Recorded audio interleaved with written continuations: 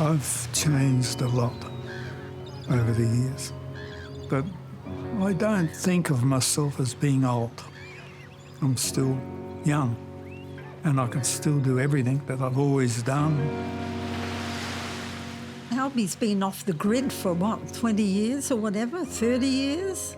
And, you know, he's led a bit of a hermit life, happy in himself. We've done these World Safari movies, 1, 2, 3, and plus a lot of other documentaries. And then, like that, he was gone. He disappeared. I just thought he must have got eaten, or a plane crash, or something in some remote island, or in a submarine that sunk. For that generation in the 80s, he was a real adventurer. The next generation, no one knows him, but that's life. I went away from everything, from everybody. I've had people, they have a bet, see if they can find Alby Mangels. And a few of them have done it. And they come 10, 11 o'clock at night, knock on my door. And they see me and say, "We found you." Not very nice. So a few times they did that, I got sick of it. So I don't tell anybody where I go.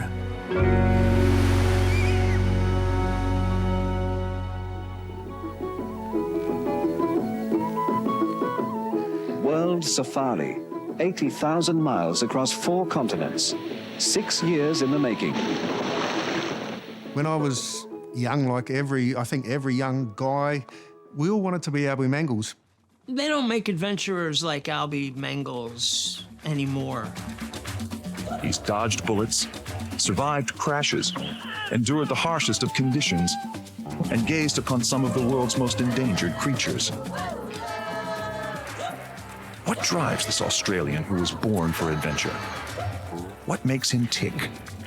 I think Alby wanted to live a life that was at the limit of his capabilities. I think he wanted to push the envelope. I think he did push the envelope. Looking back, there's no doubt in my mind that we were crazy and lucky to survive. We talk about 9 lives, I think he had 18. He was piloting a twin-seater Robinson when the accident happened. He's lucky, and he got through it all, and he's got some good stories to tell. He knew he was a good-looking guy. He knew that look worked, and he didn't want to stray from that. But he was also comfortable like that. That wasn't really very far from what Alby was like. You know, he was happy on a horse, in a pair of shorts with no shirt. He really was. Alby was old school in a way that can be politically incorrect these days. He would always be adorned with some sort of beautiful woman by his side. John, up you get. Everyone could see that image of him in his cut-off denim shorts with a beautiful bikini girl, and I think a lot of people looked up to that and went, wow, that guy's living the dream.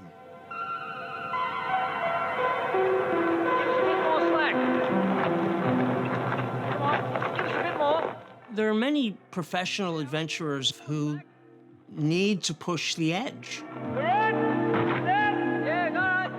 Sometimes it's because of childhood trauma, and they have to go after that feeling of insecurity again and again and again in order to try and master it.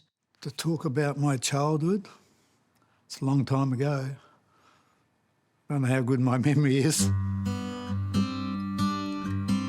I was born in Holland in 1948, and my early years in Holland, we were pretty poor. We lived in the back of a farmhouse, and it was a cellar.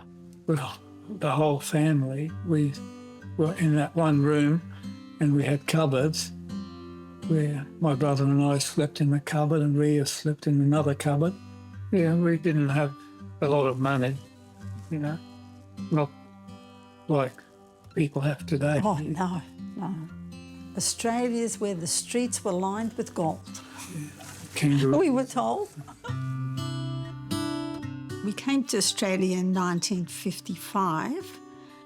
My mum and dad couldn't speak a word of English. I was 9, Alby was 8.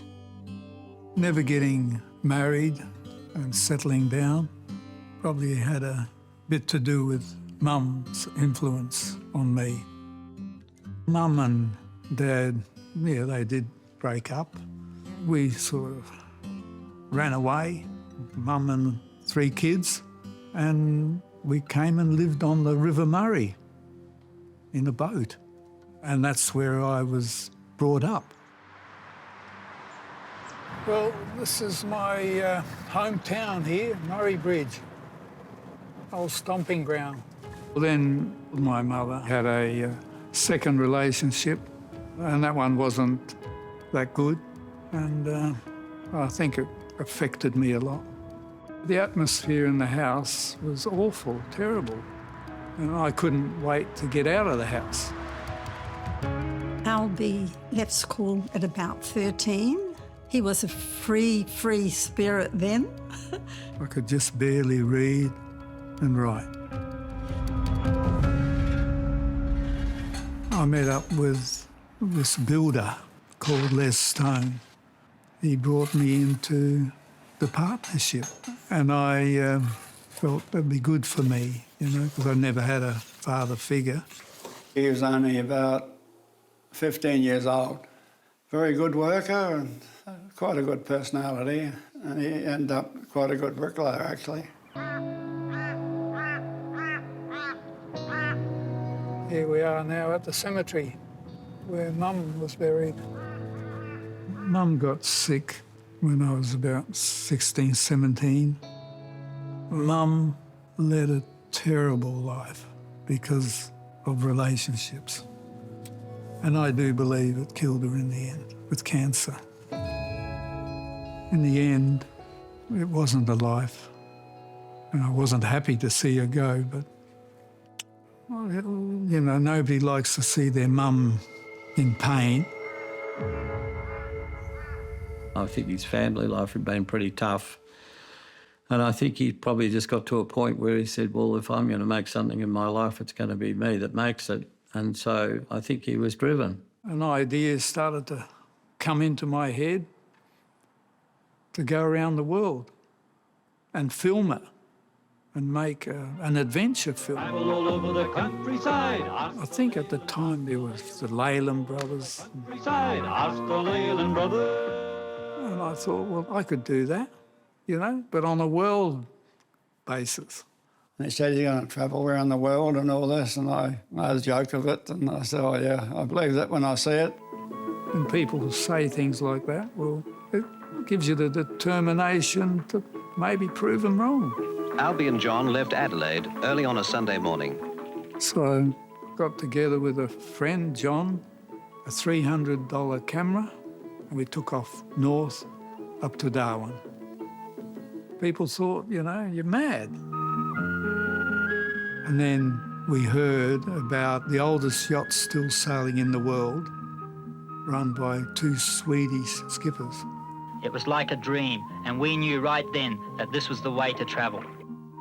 First we went to Tonga and spent about a month there, and then from there we sailed to find this remote island in the middle of the Pacific. I built a hut of palm leaves for my lady friend on the highest headland overlooking the most magnificent beach I could find. From there we went right across Asia, hitchhiked up to Nairobi, and we found this little Dutch car, only a 2-cylinder. We walked into a bicycle store one day in Nairobi, and there was this little car. Somebody had traded it in on a new push bike. We immediately bought it for only $200. And then we decided we'd drive it to Europe. What we've got ahead of us is 1,000 miles of the Sahara. We were away for 6 years. We said just buy rolls of film, 100-foot rolls of film, and shoot them and put them back in the rucksacks in the heat. At times, the best way of getting out of sandbox was in reverse. We had a lot of mishaps and close shaves. But, you know, I had that dream, and I was not going to come back to Australia with nothing. And I knew that we could make a good film. John and Alby hitched back on a Chinese cargo ship. So we come back to Australia. I went to the Australian Film Commission, showed them the film, I can't do nothing with it. I went to the South Australian Film Commission. Same thing again. And then I thought, well, bugger it. I'm going to have a go at it on my own. My family had the Dendy Cinema in Brighton. So Alby knocked on my office door and said, could I clean my film upstairs using your facilities? At that stage, he was taking this travel documentary he had made, which was fairly amateurish, around the schools. I said, what's the name of the film? And he said, oh, it's Happy-Go-Lucky Highway. And I said, well, that's possibly the worst film title I ever heard. It's now going to be called World Safari. Put the film on and I sort of cringed a little bit in my seat saying, oh, this is a bit rough. But it had something, it had a charm. Alby and John left Adelaide early on a Sunday morning. It was a good opening. Good opening. Good opening sequence. And then we thought the titles looked pretty simple. Well, now we're looking at them and think they look really simple. We just got stuck in the screenings. We probably did hundreds of them. All the cash that we got, we'd put into a recut or a re-edit of the film. We're open to criticism on the quality of the image, the roughness of the camera work, the editing being a jump edits and things. Yeah. But the essence of the trip is always there. Yeah. Part of Alby's success was because he did something that no one else did. He went to all the small country towns, set up a projector and a screen in the town halls, and just went to the masses. Alby Mangels was kind of like a picture show man 100 years ago. He had a great way of kind of promoting his films and making you think, well, I've really got to see this weekend or I'm going to miss out. I booked about 30 town halls and I showed it for a month every night. And bugger me dead, from day one, they were packed in. I remember thousands of school kids on the side of the road as he was coming to somewhere to do a talk or you'd think, you know, you'd had a Hollywood star turning up. It was really quite amazing. I like his movies because they're action-packed and he's really good. Yeah? Would you like to travel like that too? Yes, I would. What about you? He's cool. Because World Safari 1 had been so successful, he thought, well, great. Let's give the customers more of what they want. There's a whole world out there just waiting. Don't see no point in us hesitating. We are friends. Now settle down. I said, well, if you're going to do a second one, you need a nice, wholesome travel companion. I was joined by Judy Green, a top model with a real sense of adventure. All of us used to watch a little bit of Sale of the Century and we saw Judy and then I decided to engage her. Alby, in fact, was quite impressed at how quickly Judy fitted into her new surroundings. We got on really well together right from the word go. She's a very unusual girl that she takes anything on. If they wore trousers, Alby was told, they would be safe from piranhas. Oh, my careful, don't slip. Doesn't have to cross all the T's and dot all the I's and have to be perfect. No, she just grabs the bull by the horn and runs with it. Well, I'd never been in a situation to really test myself out. I'm used to having my hair dryer, my nice shampoo, conditioners, showers, and I really didn't know how I would cope. But, I mean, if you're determined to do something, you'll do it. Well, Jude, you don't cross the equator every day of the week. Cheers. Cheers. Good? Oh, it smells like it's gone off. Probably has.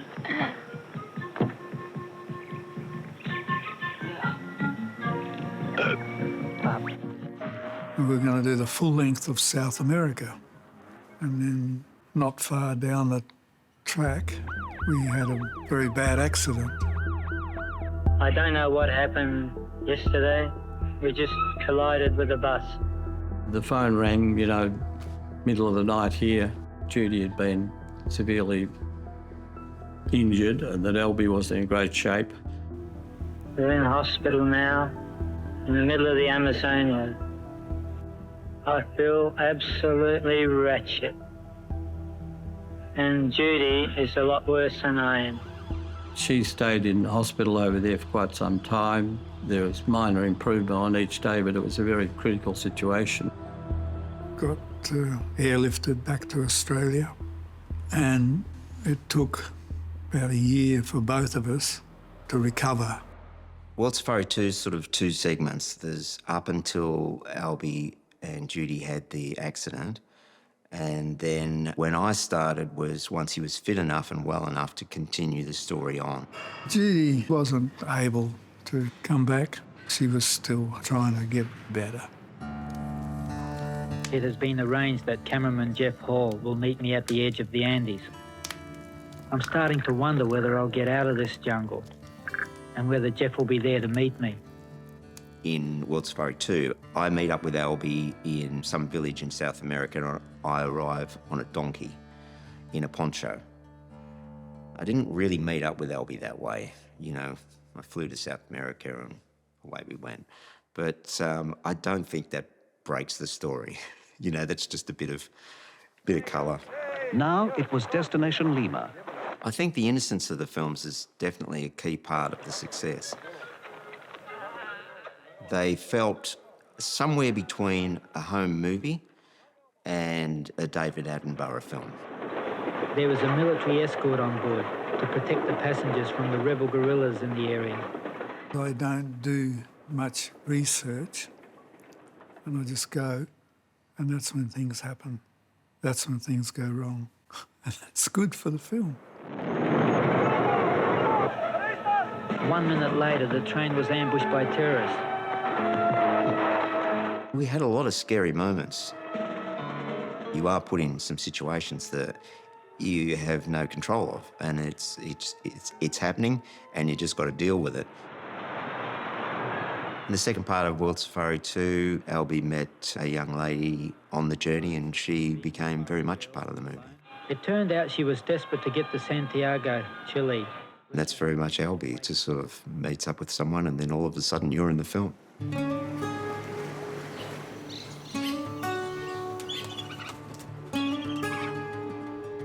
People may get the idea that I was a womanizer because I had these girls in the film, pretty girls, but that was over the 6-year period. I think they were serious girlfriends. They were real relationships. It was sheer pleasure being in those mountains for 3 days together. Having the girls in the film did make a big difference. Half the audience are men, and they liked it. Probably not all the women liked it, but I understand that. Can't please everybody. We will look at that in today's eyes and go, wow, that was incredibly sexist. But back then, nobody really looked twice at that. He was a young adventurer travelling the world with his girlfriend of the time. It came across as organic in a way. One of the most extraordinary journeys of our time, World Safari 2, rated G. It was a piece of cake to get World Safari 2 off the ground. We'd already done the groundwork, and it actually made a hell of a lot of money. He made such an event of this and had it playing in so many places. It's quite possible that he was making as much money or more money than Hollywood blockbusters in that era. You all right, Alby? Yeah. Walk in the plank. When we were kids, Uncle Alby used to pop in and out throughout the years. We didn't really know what he was up to. He was just travelling a lot. Yeah, it's going on low tide now. Bloody lovely out here, eh? Well, Alby is more like a brother to me than an uncle. And I don't know, he's a bit of a father figure as well. There's another one, another cat. Yeah. I was still in high school and I didn't do year 12 because Alby gave me a tap on the shoulder and said, hey, do you want to come with me? I thought, wow, I'm there. Rick was in World Safari 3 with me, and After a while, he became my cameraman. G'day, Rick. G'day.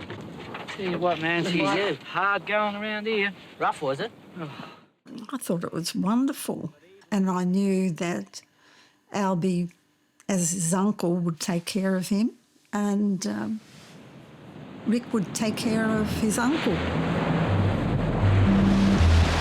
While waiting for the right moment, a freak wave knocked us both right off our feet. You look back and you think, wow, that was pretty dangerous.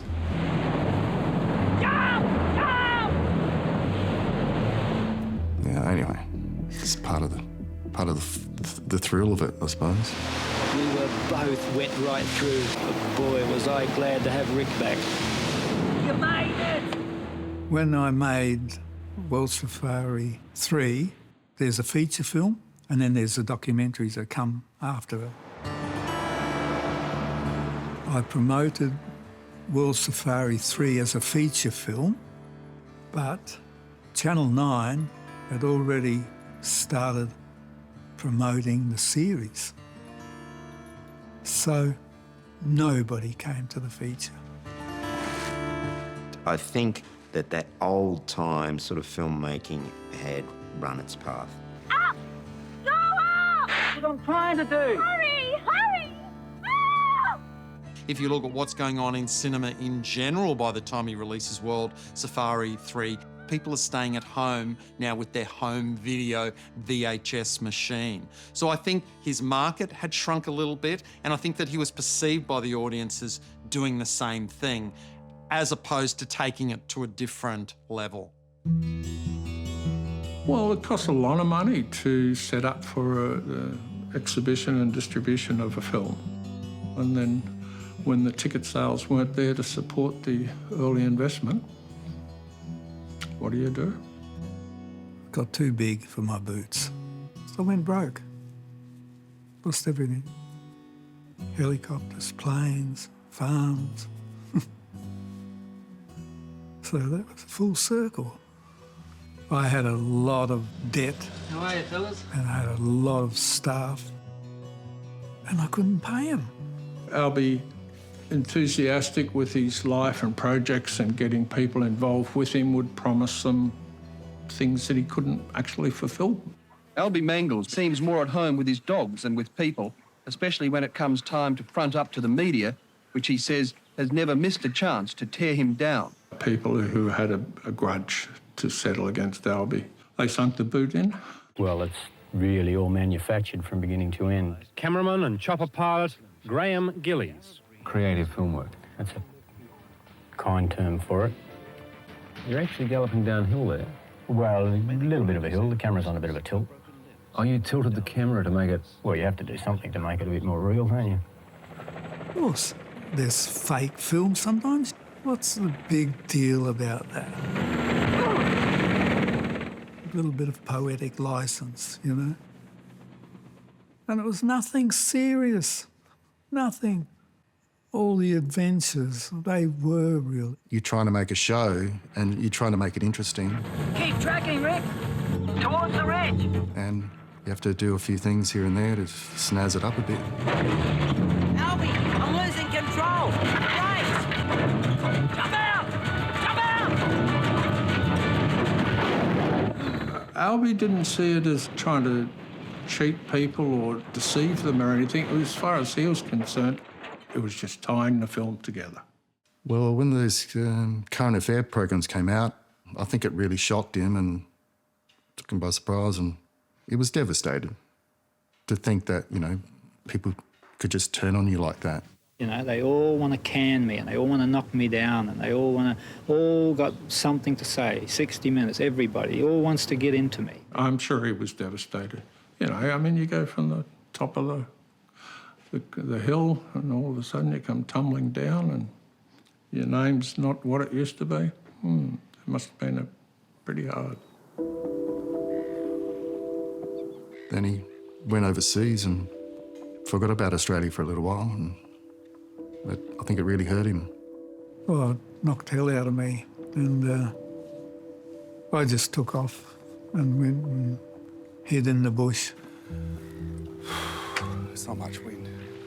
I've always had that mentality. Nothing is easy in life. You grow in hardships.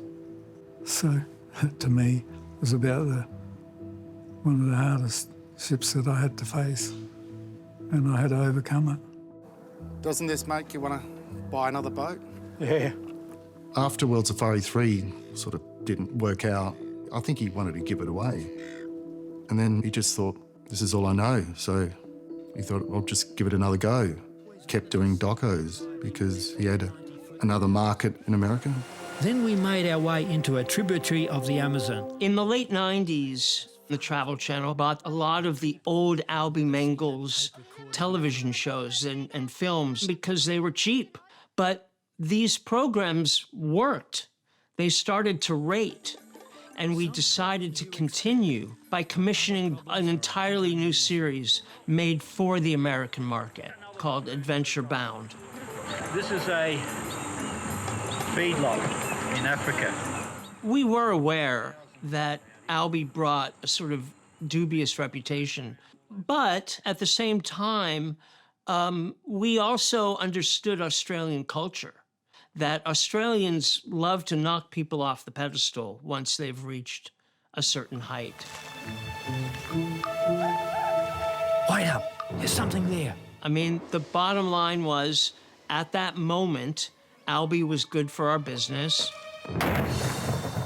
and he was telling stories that our folks related to. My first mate decided to help out, but she got a bit of a shock.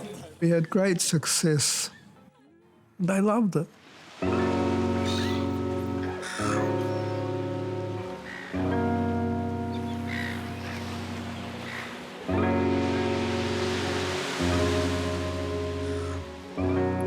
When he was hot, he was hot. And it did a lot for the country, and it did a lot for the people that went to those films too. Purebred? No. He's actually off one of the reserves back home in Canada. Really? Oh, you brought him out from Canada? I just hope the rest of his life is peaceful. I think he deserves a bit of peace now. He's a beauty. Yeah, he's pretty gentle, hey? He's living this hermit life because he chooses to do so. Isn't it wonderful if you can have a choice to live the life you want? Never mind what anybody else says, you do your thing. I've never actually thought about hanging up my boots. Always kept the cameras and always thinking about a new idea.